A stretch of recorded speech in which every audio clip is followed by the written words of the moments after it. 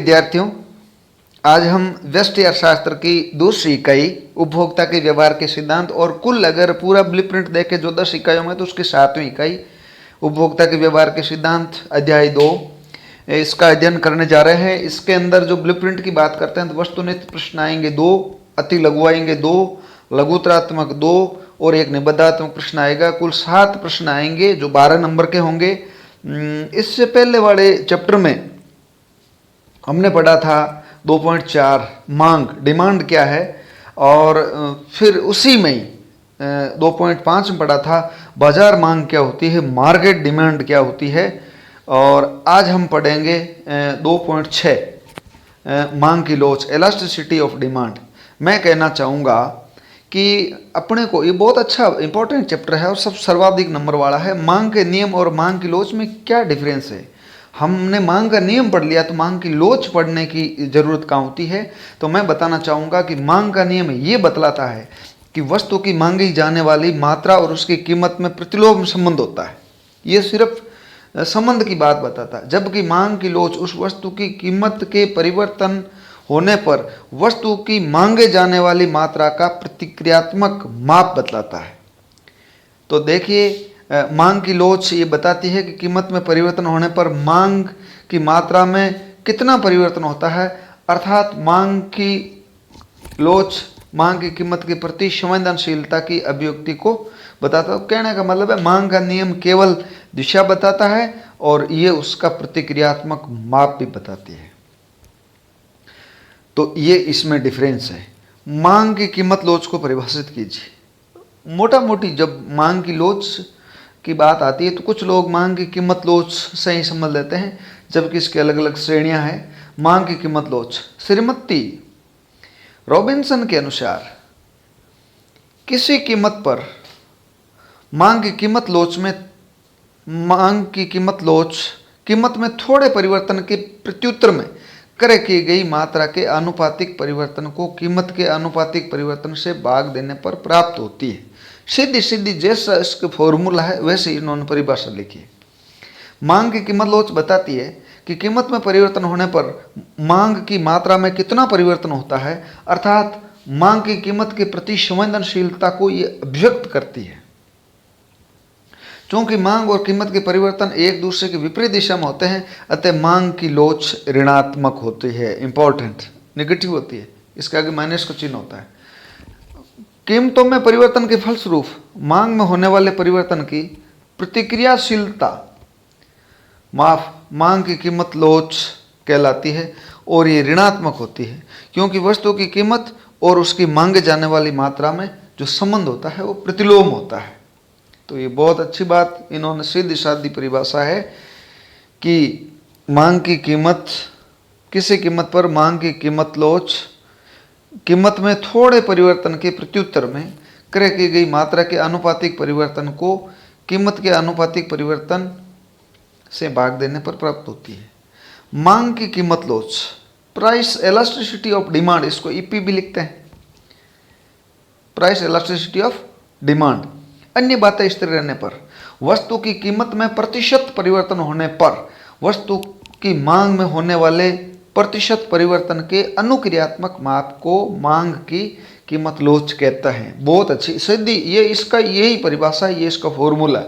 मांग की कीमत लोच is equal to EP is equal to minus, प्रतिलोम संबंध होता माइनस लगेगा, percentage change in quantity of good X, percentage change in price of good X, EP is equal to minus वस्तु की मांग मात्रा में प्रतिशत या आनुपातिक परिवर्तन बटा वस्तु की कीमत में प्रतिशत या आनुपातिक परिवर्तन। एक ही बात है, प्रतिशत और अनुपात एक चीज होती है।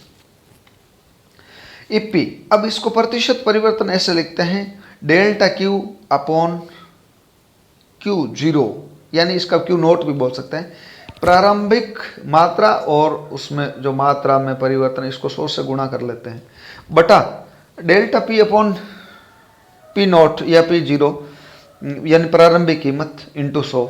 अब इसको इस प्रकार भी लिख सकते हैं कि परिवर्तन डेल्टा क्यू क्या है, minus Q one minus Q zero बटा Q zero into 100, P1 minus P0 बटा P0 इंटू 100।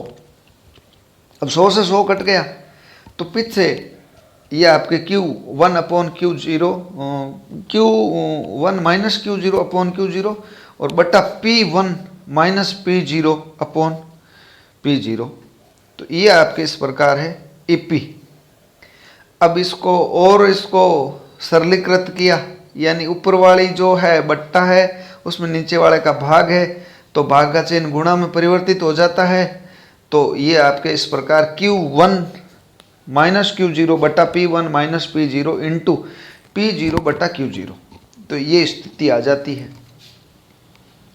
अब इसका मतलब हो गया NXS, ये भी है इसका जो चिन्ह कई किताबों में, इज इक्वल टू EP बराबर डेल्टा Q बटा डेल्टा P इंटू P0 बटा Q0।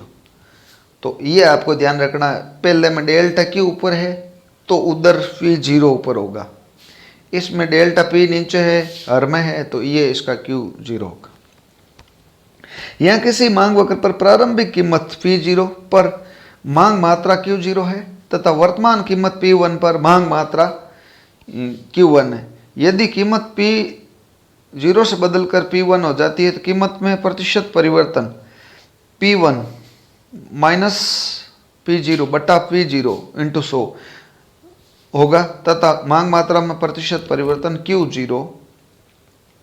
Q1 माइनस Q0 बटा Q0 इंटू 100 डेल्टा परिवर्तन का है। अब ये इसको ऐसा लिख सकते हैं, मांग मात्रा कीमत प्रारंभिक की यह है Q, P पर 0 लिख देते, ये प्रारंभिक हो जाती कीमत हो गई, ये मांग हो गई मांग मात्रा। वर्तमान में 1 लगा देते हैं, परिवर्तन जो वर्तमान में से प्रारंभिक का घटाते हैं तो ये हो गया, इसको डेल्टा से लिख देते हैं। प्रतिशत है तो इसको जो परिवर्तन है उसमें प्रारंभिक का भाग दे देते हैं, 100 से गुणा कर देते हैं। तो ये इस प्रकार का आपका मामला पूरा हो गया। तो ये पूरा अच्छे ढंग से याद रखें इसको। किसी वस्तु की कीमत के 10% गिरने से उसकी मांग 10 इकाई से बढ़कर 14 हो जाती है, तो मांग की कीमत लॉस की गणना कीजिए। कीमत का प्रतिशत परिवर्तन दे रखा है और मांग का प्रतिशत परिवर्तन अपने को ज्ञात करना है। तो देखिए मांग का तो प्रतिशत परिवर्तन अब इस टेबल में लिख लो, प्रारंभिक कितनी है वर्तमान कितनी हुई, प्रारंभिक 10 है वर्तमान 14 हो गई, 14 में से 10 निकाले 4 हुए, 4 में प्रारंभिक का भाग दे करके 100 से गुणा करेंगे तो 40 आएगा। कीमत में ऑलरेडी अपने को सीधी सीधी बता रहा है कि हमारा जो प्रतिशत पर आपको ज्ञात करने की जरूरत नहीं है, ये 10 है। देखो ये गिरी है वो बढ़ी है, इसका मतलब माइनस कर ले सेठ इसको, तो ये आपका 10 गिरी है तो माइनस कर दिया, फिर माइनस का चिन्ह करके अपन ने इसको, वो प्लस हुई दी माइनस हुई, इसको अपन फिट 4 करेंगे तो 40 बटा 10 आएगा, तो बराबर क्या आएगा 4 आएगा। तो ये आपके EP हो गई वो 4 हो गई, माइनस से माइनस कट गया। अब ये चौथे में 7 से बढ़कर 10 हो जाती है, ये 6 से बढ़कर 4 हो जाती है, तो आपका सेम ही फॉर्मूला है, EP बराबर माइनस वस्तु की मांग में प्रतिशत परिवर्तन बटा कीमत में प्रतिशत परिवर्तन, और ये आप इसमें प्रारंभिक और अंतिम जो फॉर्मूले अनुसार मात्रा रखोगे तो ये आपका प्रतिशत परिवर्तन आ गया। और वो अपन सीधा ही सूत्र में लिख दो, delta Q upon delta P into P0, और ये करोगे तो आपका 0.777 ऐसा आएगा, तो फिर 0.778 कर देते हैं। मांग की कीमत लॉस की विभिन्न श्रेणियों के नाम बताइए। तो मांग की कीमत लॉस की 5 श्रेणियाँ कीमत लॉस की, पूर्णतया लॉसदार, ईडी। अब यहाँ इस किताब में ईडी है तो अपन ईडी लिख दिया, इलास्टिसिटी ऑफ डिमांड। तो वैसे ये EP होनी चाहिए, कीमत लॉस की बात कर रहे हैं तो अनंत है, यानी एक विशेष कीमत पर मांग अनंत होती है। कीमत में तन्य की वृद्धि से या कमी से मांग शून्य हो जाती है। इक्कीस से अधिक लॉसदार मांग, इसको लॉसदार मांग भी कहते हैं, इक्कीस अधिक भी कहते हैं। ईडी ग्रेटर देन 1 है, मांगी जाने वाली मात्रा में प्रतिशत परिवर्तन कीमत के प्रतिशत परिवर्तन से ज़्यादा होता है, बराबर में बराबर होता है। जितना मांगी गई मात्रा में प्रतिशत परिवर्तन उतना ही कीमत में होता है। और इकाई से कम है तो कीमत का प्रतिशत परिवर्तन तो ज़्यादा होता है, मांग में प्रतिशत परिवर्तन उसकी तुलना में कम होता है। बेलौसदार के अंदर कीमत में परिवर्तन से मांग में कोई परिवर्तन नहीं होता है, कीमत कितनी ऊंची नीची हो। तो ये मैंने इसको एक ही चित्र में बनाने की कोशिश की है। तो देखिए आप इसको, ये जो आपका सिस्टम है, ये इस चित्र को आप अच्छे ढंग से आप बनाए। देखो वाई अक्ष पर कीमत लिखा है, एक्स अक्ष पर मांग मात्रा लिखी है, विभिन्न प्रकार के मांग वक्रों पर मांग की कीमत लॉस दर्शाई गई है। देखिए कीमत एक फिक्स है, उसमें एकदम आड़ी रेखा है, ईपी अनंत है, खड़ी रेखा है, ईपी 0 है, दोनों के बीच 45 डिग्री का कोण बनना ईपी 1 है। और ये आपके 45 यानी ईपी 1 के अनंत के बीच है, तो ये 1 से ज़्यादा हो गई, ये 1 से कम हो गई। तो ये आप इस प्रकार बनाइए तो ये आपका मामला सेट हो जाएगा मेरे हिसाब से। तो ये सारी श्रेणियां भी हो गई और ये 5 श्रेणियां भी हो गई आपकी। अब बात आती है मांग की कीमत लॉस किसे कहते हैं और मांग की कीमत लॉस की विभिन्न श्रेणियां समझाइए। कीमतों में परिवर्तन के फलस्वरूप मांग में होने वाले परिवर्तन की प्रतिक्रियात्मक माप मांग की कीमत लॉस कहलाती है। ये ऋणात्मक होती है क्योंकि वस्तु की कीमत और उसकी मांगे जाने वाली मात्रा में जो संबंध होता है वो प्रतिलोम होता है। मांग की कीमत लॉस की विभिन्न श्रेणियां। मांग की कीमत लॉस की 5 श्रेणियां होती है। ईपी इक्वल टू अनंत, इन्फिनिट्स, इसको पूर्णतया लॉसदार मांग कहते हैं। से अभिप्राय उस स्थिति होता है जिसमें प्रचलित कीमतों पर मांग अनंत होती है। इस स्थिति में थोड़ी सी कीमत के बढ़ने पर मांग शून्य हो जाती है। मांग रेखा ओरिजेंटल होती है, क्षैतिज होती है। एक्स अक्ष के समानांतर बड़ी रेखा होती है। EP is equal to 1 upon slope of the demand curve into P upon Q. तो आप एक में भाग दे दो, कर्व का ढाल 0 है, 1/0। तो ये इसका फॉर्मूला है। और बटा पी इंटू क्यू, तो ये अनंत आ जाएगा क्योंकि 0 का किसी में भाग जाता है अनंत आ जाता। पूर्ण प्रतिस्पर्धा में एक फर्म का मांग वक्र पूर्णतः लॉसदार होता है। ये ध्यान रखिए, फर्म पूर्ण अगर परफेक्ट कंपटीशन है तो पूर्ण उसका मांग वक्र पूर्णतः लॉसदार होता है और मांग की कीमत के अधिक, मांग कीमत के प्रति अधिक संवेदनशील होती है। ये आपका चित्र है, कीमत है उसकी और ये मांग है, तो ये अनंत हो गई। पूर्णतः बेलौसदार मांग ईपी 0। इस अभिप्राय है कि कीमतों में परिवर्तन होने पर मांग में कोई परिवर्तन नहीं होता। इस स्थिति में कीमत के काफ़ी परिवर्तन होने पर मांग अपरिवर्तित रहती है। मांग लंबवत होती है, वर्टिकल होती है, लंबवत। एक्स अक्ष के समांतर एक खड़ी रेखा होती है, खड़ी में वर्टिकल होता है। तो ये आपके EP slope of demand curve और इनटू पी अपॉन क्यू, तो ये 1 अपॉन ये अनंत हो गया, इसका ढाल अनंत हो गया और उसका ढाल 0 था। और फिर इसका अगर ऐसा करते हैं तो ये 0 आएगा क्योंकि अनंत का किसी में भाग देते हैं ना, तो 0 ही आएगा। फिर ये आपके इसमें P इंटू क्यू, क्योंकि 0 को जब भाग देते हैं तो वो इस प्रकार हो गया मामला ये। तो ये इस प्रकार खड़ी रेखा हो गई। कीमत तो कितनी भी हो, इसकी मांग की लोच है वो पूर्णतः बेलोच है, इकाई लोच है। से अभिप्राय उस स्थिति जिसमें कीमतों के परिवर्तन होने के फलस्वरूप वस्तु की मांग मात्रा में इतना परिवर्तन होता है कि वस्तु पर किया जाने वाला कुल व्यय स्थिर रहता है। हाँ, ये कीमतों में परिवर्तन होने पर जो व्यय होता है वो स्थिर है, अर्थात कीमतों प्रतिशत परिवर्तन वस्तु की मांगी गई मात्रा में प्रतिशत परिवर्तन के बराबर होती है। ऐसी स्थिति में मांग वक्र होता है आयताकार अदिंद्र, आयताकार अतिपरवलय, रेक्टेंगुलर हाइपरबोला होता है जिसके प्रत्येक बिंदु पर मांग की लोच इकाई बराबर होती है। कहने का मतलब है कि इसमें ये जो वक्र बना है इसमें एक आयत बनता है, देखिए वो व्यय को बताता है। कीमत और मात्रा का गुणा होता है, वह व्यय होता है। तो इस आयत का जो क्षेत्रफल है प्रत्येक स्थितियों में समान रहता है।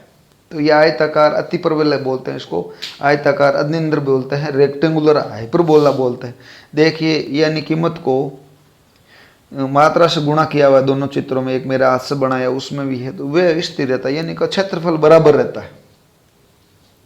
ए बिंदु पर कीमत तथा मांगी जाने वाली मात्रा ये है, ए बिंदु पर खर्च ये कीमत, इसको गुणा करेंगे तो ये क्षेत्रफल बनेगा। कीमत घट पर के ये हो जाती है, बी बिंदु पर है तो खर्च तो बराबर रहता है, कहने का मतलब ये।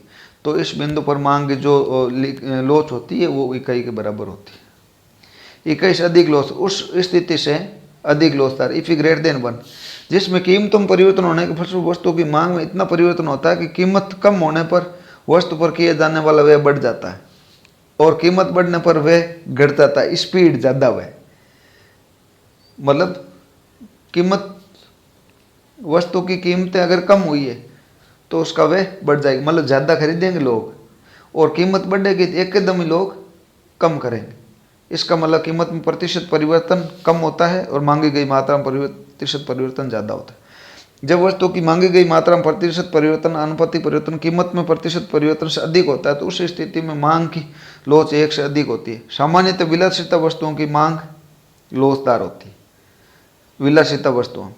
तो ये आपका इसमें देख लीजिए आप, ये इस प्रकार की ढाल होती है। हाँ, नेक्स्ट बात आती है आर बिंदु पर, ये है जो क्षेत्रफल है, कीमत घटने पर ये जो खर्च होता है ये खर्च बढ़ जाता है। अब बात आती है इकाई से कम लोचदार, ईपी लेस देन 1 से अभिप्राय उस जिसमें कीमतों के परिवर्तन होने के फलस्वरूप वस्तु की मांग मात्रा में इतना परिवर्तन होता है कि कीमत कम होने पर वस्तु पर किया जाने वाला कुल व्यय घट जाता है और कीमत बढ़ने पर वस्तु पर किया जाने वाला व्यय बढ़ जाता है। देखिए आप, कीमतें कम होती है व्यय कम हो जाता है, कीमतें बढ़ती है तो वह बढ़ जाता है, अर्थात कीमत में प्रतिशत परिवर्तन ज़्यादा होता है और मांगी गई मात्रा में प्रतिशत परिवर्तन कम होता है। ये इस प्रकार का होता है। एक्स अक्ष के अगर इसको डिग्री नापे तो ये 45 से ज़्यादा होगा, 90 से कम होगा। ये है इसका। आर बिंदु पर जो खर्च है ये क्षेत्रफल है और कीमत घट पर ये एस पर आ जाती है, तो एस का जो क्षेत्रफल है घट गई तो इसका क्षेत्रफल भी घट जाएगा। तो कुल व्यय घटा है, कम होने पर घट जाएगा। तो ये श्रेणियों वाला जो अपना कॉमन चित्र बन रहा है वही है, आपके ध्यान में रहे। अब बात आती है आयताकार, अतिपरवलय, आयताकार, अधीनदर, रेक्टेंगुलर, हाइपरबोला मांग वक्र की मांग की लोच कितनी होती है? तो ये इकाई के बराबर होता है। इसकी प्रत्येक बिंदु पर जो उपभोक्ता का व्यय है वो समान रहता है, यानी कीमत कितनी ऊंची नीची कैसे हो जाए उसका जो व्यय होता है वो समान रहता है। तो ये रेक्टेंगुलर हाइपरबोला हो गया। तो इस प्रकार मैं विद्यार्थियों को ये सलाह देना चाहूँगा कि अर्थशास्त्र बहुत अच्छा सब्जेक्ट है, इसमें बहुत अच्छे नंबर आते हैं, स्कोरिंग है, और एक कला के विद्यार्थी को, एक कॉमर्स के विद्यार्थी को अर्थशास्त्र पढ़ना चाहिए। ये जीवन में उपयोगी है। आप ये जो टू द पॉइंट है इसको आप पढ़ें, समझें, रेखाचित्र ज़्यादा से ज़्यादा बनाएं, और कोई आपको समझ में या कोई प्रॉब्लम आ रही है तो कमेंट करें, अच्छा लग रहा है तो शेयर करें, लाइक करें, अच्छे अंक हासिल करें और अर्थशास्त्र में ज़्यादा से ज़्यादा अच्छे नंबर लाएं।